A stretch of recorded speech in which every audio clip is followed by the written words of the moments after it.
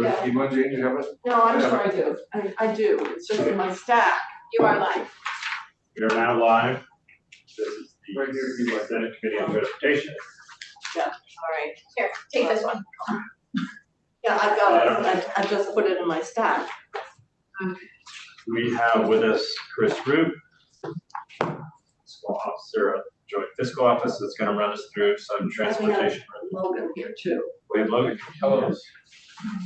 Yeah, good morning, Mr. Chair and members of the committee. I'm sorry I can't be with you in person today. I'm sort of at the mercy of my plow driver. I've got about 8 inches of slush and it's no match for my Subaru, but or my Subaru's no match for it. But I do, before I get started, just wanted to mention that Logan is joining you on the bench. I could see him sitting back there. So I wanted to just give you all an opportunity to meet him. You'll see him taking over the transportation work more and more as the session goes on. And, you know, we're very thrilled to have him join us in JFO. He moved to Vermont from Colorado, so he's helping us with our workforce and demographic crisis. And, you know, I think he's going to be a great fit, and he's going to be a great asset to you all in your work moving forward. Right. So, I didn't want to start the session by throwing Logan into the deep end, like on his first week. So, With you though, Chris? Yeah. I had at least a month to get ready, but, you know, one of the things that your counterparts in the other body asked me to go over sort of early in the session to sort of level set everybody as we're going into budgets is to provide a little bit of an update on where things are with the T-Fund revenues. So the slides that I'm going to run you through today, which are not very long, are really intended just to give you a sense of what's happened since you all were here last May and passed the FY24 budget, where things are presently, and where we expect things might be heading moving forward. So I'm going to go ahead and share my screen, and I think the documents are also posted on the website. Can you guys see those slides okay? Yep. Yes. Great. So let's just start real quick with where we've been, some of the developments that happened since adjournment. We ended last year, FY23, with T-Fund revenues a little bit short of forecast. They were almost $4 million short of forecast. The T-Fund revenues, you know, the good news is that they still grew modestly year over year, but they didn't grow as much as we hoped they would grow. And whenever all of the reversions and all of the accounting adjustments were factored in at FY23 close, the T-Fund ended the year with just under $26 million on the bottom line. But that money is not free money. That's spoken for. That money rolled over into the FY24 budget and was built into the FY24 budget.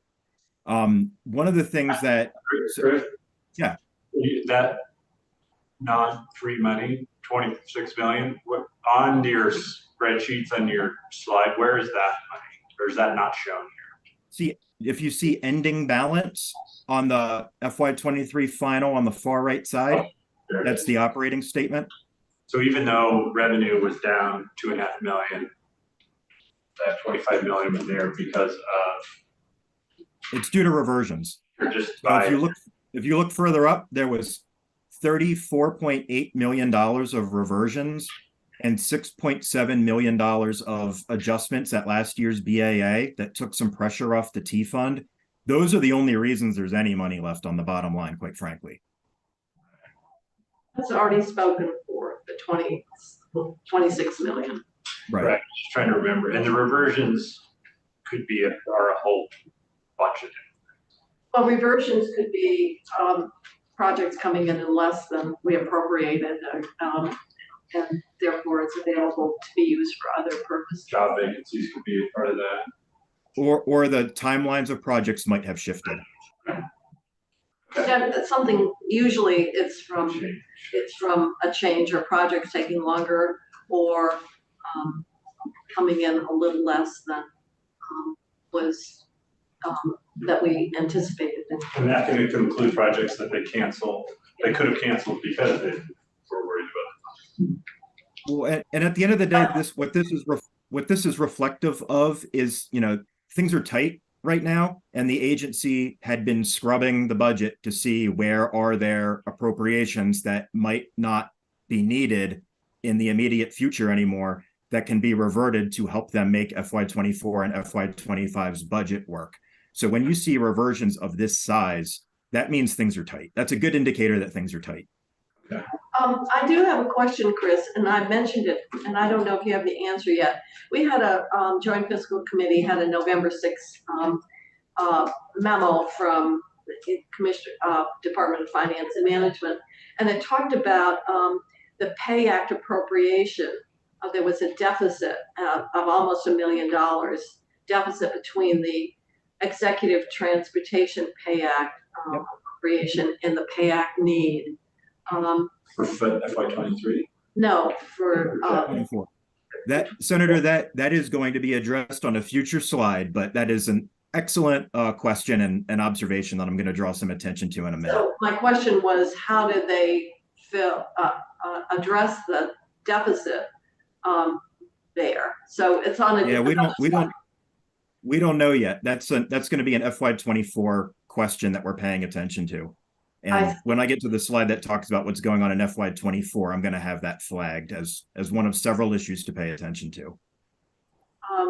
Yeah, okay. But that's a separate issue. Correct. Well, and then we've got the 2.8 million for the Franklin County Airport land purchase. Which we are awaiting details on how that transaction is proposed to be paid for. And that's on the expenditure side of the ledger. And that's an excellent thing to bring up. Right now, I'm just going to focus on the revenue side of the ledger. Oh, sorry. I realize it's okay. My mind doesn't follow the slides. I'm sorry. You are way ahead of me on your thought process, Senator. No, I even have the memo. That's how I can remember. Yep. So, just to recap what happened on the last slide, we ended FY23 in a tight spot. We were almost 4 million short of the revenue forecast. So, that's not a great way to end the fiscal year. But, not long after the fiscal year ends in July is when the consensus revenue forecast is updated again. And we didn't have a lot of great news with that either. So, you probably remember, and if you don't, I'm going to remind you on the next slide that in January, the T-Fund forecast was actually upgraded slightly, but that upgrade was really a downgrade because it wasn't upgraded by as much as it's not going to bring in as much money as we hoped would come in FY24 when we factored in the estimate for what the additional DMV fee revenue would bring in. So when the budget was passed last year, we conservatively estimated that the DMV fees, which just kicked in this month, would bring in about $8 million of additional revenue in FY24 above the base of $301.2 million from the January forecast. And the forecast assumed, roughly 21.4 million of additional annualized revenue moving forward from those fee adjustments. And you can just see here where that maps to the broad revenue categories that we track in the Schedule 2 reports. But the issue we're seeing is that there's underlying weakness in the revenue base of the T-Fund. So that's leading to downgrades that is cutting into those anticipated gains we were hoping to get from the fee increases. So as a result, the upgrade was still encouraging. An upgrade's always better than a downgrade, but it was significantly less than we thought and we were hoping it would be. So when you look at hadn't done those fee increases, we really would be in a really difficult year. Yeah, the upgrades in the forecast were due solely to the fee increases. Hey, Chris, when you say we thought, do you mean JFO or JFO for the legislature? JFO, and that's what we've communicated to the legislature throughout the process. So you all built your budgets on that revenue assumption. Right, but when you say we thought it was more, that wasn't in any of the forecasts. it wasn't factored into the forecast because we were working on the January numbers. We always build the budget around the January numbers. So what I'm conveying here is the July numbers factored in our estimate for the additional revenue from the fees, but there was underlying economic factors that worked into the model that sort of lowered the revenue base. So there would absolutely be a downgrade in the absence of the fee increases. So what we're sort of looking at when you factor in that $3.9 million revenue shortfall in 23, and the fact that the revenue forecast was downgraded by roughly $5 million a year for 24, 25, and 26, relative to what we were hoping to get when you factor in those fees. Across that period of time, we're going to have about $19 million less in T-Fund revenues than we were hoping we would have when the FY24 budget passed. So I'm being confused by your using of the word hope. So is that different than what we wrote in the budget? Are you saying it's lower than what the budget said, or are you lower than what we hoped the budget, what the revenue stream? The money is coming in less than what was forecasted and the revenue forecast was downgraded for future years. So the expectations from the economists are now less than what you all assumed when you passed the FY24 budget. So it's not hoping, it's forecasted. We're really Forecasting. talking about the In what we forecast. budgeted on. And what we Correct. assume for budget purposes. So we had numbers that we were built the budget on, and the numbers that we used didn't come to fruition. Correct. In the TIP fund downgrade, what? I thought we weren't bonding anything. We aren't, it's the revenues into the TIP. And it's Oh, based just on, okay, yeah. right. And it- Okay. The TIP fund is generating over $20 million a year that you all appropriate into the Right. transportation bill every year. From the gas TIP, from the From- TIP. And the diesel assessment as well. because that still happens, and then we're just using it as. Oh, yeah. Okay, and that, with all revenue from fuel, it's lower. It was downgraded. Well, because Yeah, we really got some leverage there when gas was so high, but now the price is gone down again, so. Okay. Correct.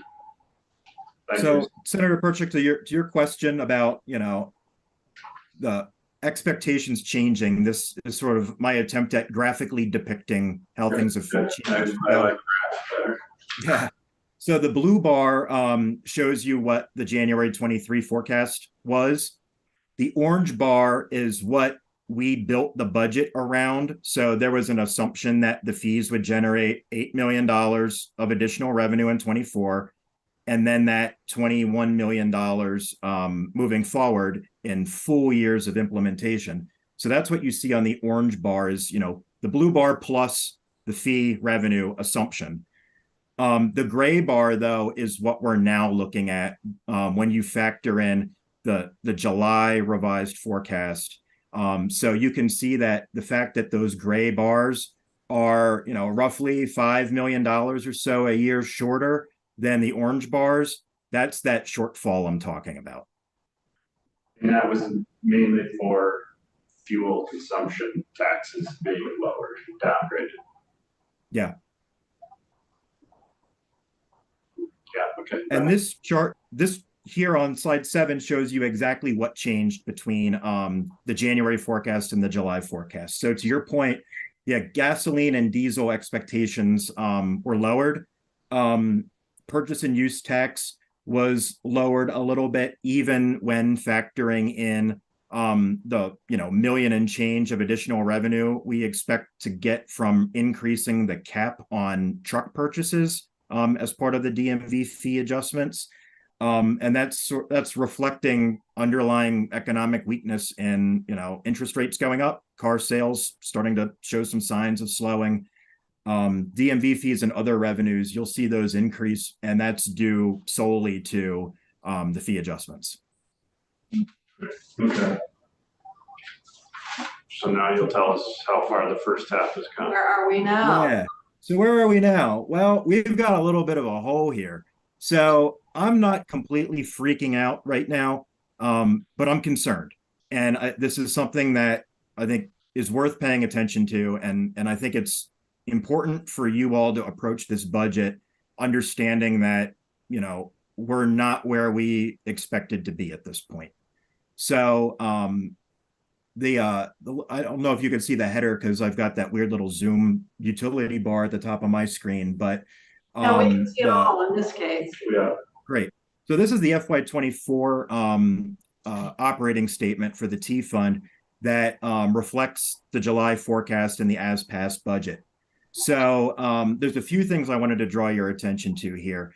Number one, toward that bottom line is we began the year with a $2.7 million projected shortfall due to the downgrades in the July forecast. So that's even factoring in that $26 million that carried over from 23 into 24, which was due to all those reversions that were made in 23. So even when you factor that in, just the underlying degradation in the revenue forecast means we are projecting a shortfall of $2.7 million at the end of the year. So what's not reflected on this operating statement, though, is what Senator Kitchell just pointed out earlier, that there is a $977,000 shortfall identified in the Pay Act appropriation. So the FY24 budget appropriated $2.5 million from the T fund for Pay Act needs. That's a number that the administration comes up with based on their assumptions about what labor packages are expected to cost, as well as what their workforce is likely to look like. But that 2.5 million was not adequate. It needs to be bumped up by 977,000, and that was flagged by Finance and Management to the Joint Fiscal Committee back in November. That's a big difference between projected and actual. Like not almost $1 million against 2.5. Yeah. Who did that estimate? Obviously not Joint Fiscal, I would hope. It was not us. The administration works out these numbers. I know. And you haven't heard. Logan did it first. And Logan did it, right? Do you have any guess? Because like we heard about, you know, we did things in DOC to increase pay that caused the need ending adjustment in the VAA to deal with those officers. Is there anything that would make this in the T fund, like the troopers, or is there anything in there that would have? Why is it? Why is actual so far $1 million off? off? Yeah, I mean that's a great question for the agency when they come in. I am not sure. I'm not aware of any sort of side agreement or any deal that was reached that requires like a massive infusion of money the way the Right. Yeah. it could be, and it could be, you know, they might have more bodies on staff than they had when they factored in their original estimate too. And it can't be that they took the money to buy some land at Franklin Airport. That's not This is a separate appropriation. Yeah. This is not a very pretty picture here, Chris. No, and you know, it's going to get a little bit worse. I'm not done yet. Yeah, I know. Like it gets worse when you look further out. But my question is, we have the budget adjustment before us, and there's nothing in that proposed budget adjustment from the administration, which normally is where you true up with, you know, forecast versus actual, et cetera. Have you had any, or Logan, any communications with the agency regarding, you know, the work that you have given us relative to how they plan to address it outside the BAA, which would be a standard vehicle? Yeah, I've had some conversations with the agency. They were in attendance in the other body last week when I shared these slides, and they're actually being brought in the other body later this week to go through some options and some plans. So I haven't had much revealed to me yet, other than to also look at what might be included in their FY25 governor's recommend proposal, which I haven't seen yet. And I'm going to have a whole slide later on some possible options that could be used to help close some of these issues. So I expect to know a little bit more from them within the next week or two. This is sort of an articulation of problems kind of morning right now. So in addition to that Pay Act shortfall, I'm gonna have another slide on this in a second. Through December, our collections are not great. We are $5.9 million short of the downgraded July forecast. So one thing to keep in mind is, in light of all that, what is next week's January forecast going to look like? Is that going to have a downgrade? Given the fact that we're not exceeding our forecast through the year, I wouldn't be surprised if there is a downgrade. So that happens like the week before the governor gives his budget agenda. Correct. It's scheduled, I can't remember the date of the e-board, They present it to the board, that's how it gets presented. the forecast, the economists come with their forecasts in January, July. Okay. So we're not anticipating good news on that front either, frankly. So this picture just tries to show you where we are right now relative to the forecast and where we were last year. So if you take a look at December, you could see that across the major revenue categories into the T fund, revenues have come in at 143.1 million so far, but that's 5.9 million short of where we hoped we would be, which is 149, and slightly less than where we were a year from now. Not a year from now, a year ago. A year ago. A year ago. So this is the detail of where we are year to date in our revenues. So this is through December, and you'll see here that over on the right side, under the column that has the header versus target, you'll see that $5.9 million cumulative shortfall relative to forecast.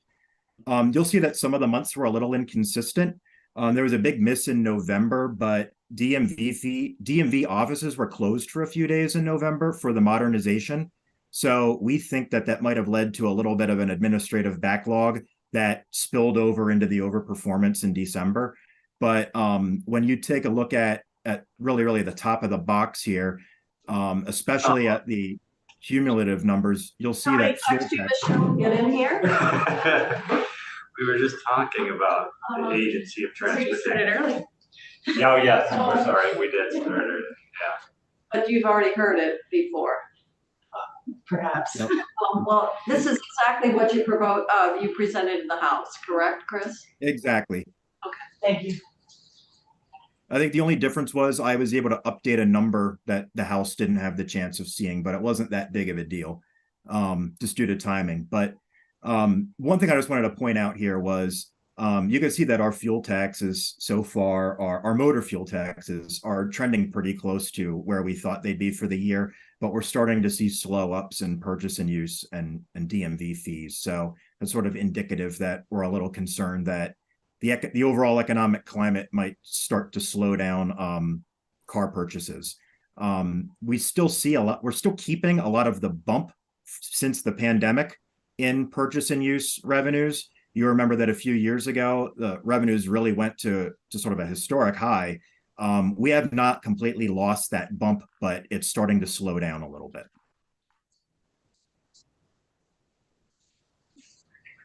So that's where we are up to this point with that wonderful news. Where are we headed now as we move forward in this session? So the bottom line, which I've tried to stress throughout this, is things are pretty tight right now. There's not a lot of money left in under the couch cushions that isn't spoken for. There's no windfall here. Things are tight. But, don't worry, because there are options that can be done to manage through this. And here are just some of the options. Not all of them require legislation or legislative action, and some of them might not even be fully known until the fiscal year closes in a few months. But I wanted to just give you for your thought process, some sense of some of the levers that are at the agency and state government and the legislature's disposal to try to bridge the gap a little bit. So we spoke a little bit about, reversions of appropriations that might no longer expect to be needed in the current fiscal year. Those reversions all stay within the T fund. Yes. I just want to make that. They'll revert TIB appropriations back to the TIB fund, T fund appropriations back to the T fund. So reversions, something important to point out is that they don't mean that the needs necessarily go away. It could just mean that the timing changed. That, you know, you may not need that spending authority in the same year for the same purpose that you initially thought you would. Something to really keep in mind, though, is that AOT reverted, you know, $34 million in FY23, and that was a pretty sizable reversion. So there were only $8.9 million of carry forward appropriations left at the end of FY 2023. And that picture obviously changes as the year goes on. But I think AOT did a pretty good job scrubbing their budget to find reversions. I just don't know how much more opportunity there is for very, very significant reversions. Obviously, managing hiring and vacancies is a sort of a no-brainer that any agency can do to some extent to manage their budget. The agency does have the ability to seek some federal reimbursements for eligible administrative overhead costs. Those are called indirect reimbursements. There might be opportunities to get some indirects from flood-related work and charge those costs to flood-related federal relief without sort of taking money away from our core programs. The agency can always curtail or postpone some of their material supply and equipment purchases. Oh no, the plow trucks replacement schedule will be extended. I think we already did that. Or, you know, it's a matter of, you know, how much guardrail do you need relative to what you have in stock, you know, things of that nature. Yeah, but look, notwithstand statutory transfers, good luck on that. Well, that could be up to you all, but one thing to keep in mind would be the purchase and use, the education fund is under, talk about stress. I don't think you're gonna do anything on purchase and use, and I guess the only other place is not giving any money to public safety for highway law enforcement. So that's one option you could do, but another thing that you could look at is there are things in statute like, you know, the T fund has to give a certain amount of money to the central garage fund every year based on inflation. That could be something that could be AOT. Right. That's kind of like a reversion. Yeah. That's something they could theoretically not withstand and do a reduced amount for a year. Yeah, well, we've done that before. Yeah. But could you remind us what the governor's proposal was with last year with that $20 million? Was that the public safety money? Yeah, It went to public safety. No, Yeah, but what, wasn't there a proposal last year's to reduce it. 2 years ago. to take that money out? 2 years ago, the governor proposed shifting that $20.25 million that goes to public safety off of the T fund and onto the general fund. The legislature did not agree to do that. We did not agree because it created a general fund hole unless you wanted to reduce the public safety budget and reduce law enforcement. So that would fit in your budget, your bullet point saying notwithstand statutory transfers. That's kind of what. Or the one above it, reducing T fund appropriations or swapping funding sources. You know, there are other options. Could be interfund transfers where, you know, money might be moved from the TIB fund to the T, you know, into the T fund, that type of thing. The agency has in the past utilized tools like tapered match to increase the federal cost share in 1 year to sort of, you know, increase the state share of a project in a future year and manage that cash flow a little bit. And obviously, pensions. What's that? It sounds a bit like pensions. Not quite. So it doesn't change how much money you have to pay. I know. I'm just talking about deferring. Yeah. Because things will get better. But it's just instead of doing 80-20 for every payment on a project, you know, you can have the feds pay 100% for some parts of it, and then the state pays a greater share at the end. A balloon payment. Sort of. It's just at the end of the day, everybody has to pay what their shares are. It's just a matter of how you time it. And obviously, you can reevaluate project schedules and scopes. On your next slide, Chris, on this bullet point about the BAA before we had the BAA. Because we now have it, right? That's not so. Well, I guess the question is those of, you know, whether in fact we ought to be looking at, should in fact some of these shortfalls be addressed in the BAA? But the governor did not address any of them. There's no T fund changes in the BAA, right? There are several small ones. There is a proposed reversion from the BGS Info Center appropriation of around 100,000 back to the T fund. There is a $3 million reversion from the of TIB appropriations back to the TIB fund. And those are the primary money moves, but they're very small. I think something to keep in mind is, you know, that the BAA doesn't necessarily stand in isolation. It's often important to also review that in conjunction with what the governor is going to propose for FY25. So, you know, I think some of your questions about how to close things might be illuminated a bit when we see the FY25 budget proposal. We're just in a really weird sort of state of limbo right now, based on the different things happening in the process, where we're waiting for the new consensus revenue forecast. We're waiting to see what the governor's recommended budget for next year is going to be. We're hoping collections will continue to improve and exceed forecast, or at the very least get closer to it. And something to keep in mind when you look at the FY25 proposal, the governor's recommend is you all reserve $25 million in the FY24 budget for future IIJA match needs. How was that money deployed or proposed to be deployed? So that's just something to keep in the back of your mind. And Chris, did you do a spreadsheet? I want to say it was for Chair Lanford a couple of years ago that looked into future fiscal years for the T fund and future pressures. Because I remember having a conversation with her, maybe it was part of the conference committee or something, about she was very concerned about this kind of problem just getting worse and worse every fiscal year, looking out, like if you looked out through. Yeah, the agency actually did that analysis last year, and they projected as part of the budget then a $79 million shortfall over the next couple of years. And the proposal to close that, if you remember, was to transfer $11 million in 24 from the general fund to the T fund. You all did not agree to do that. You instead shifted $3 million of paving over to the cash fund, and the DMV fees would bring in $8 million to get you to that 11.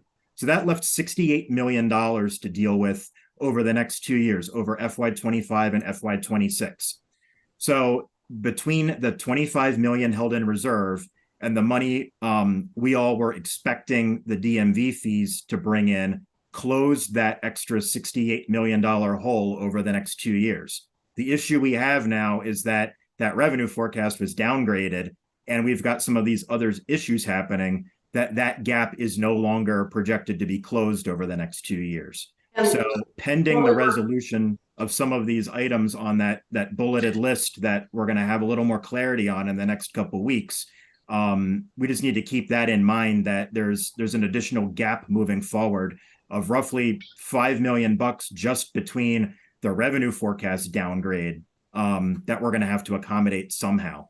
Well, it would have been worse if we had used that one-time general fund because of all the billions of dollars that came into the state to support base budget. And that's really what was being proposed. And we said, no, we don't use one-time revenues to support ongoing expenditures. So we had a sort of a purity argument around how we use one-time revenues. And so, Chris, you're saying that the future year gap was dealt with by the DMV fees. Plus parking $25 million of general fund in reserve. So those two items collectively, when you all passed last year's budget, were projected to close the gap through FY26. So that was, so we put it in reserves for the T fund? For the IIJ to be able to leverage all the federal dollars. Okay. Yeah. And those are general fund dollars that were parked in reserve.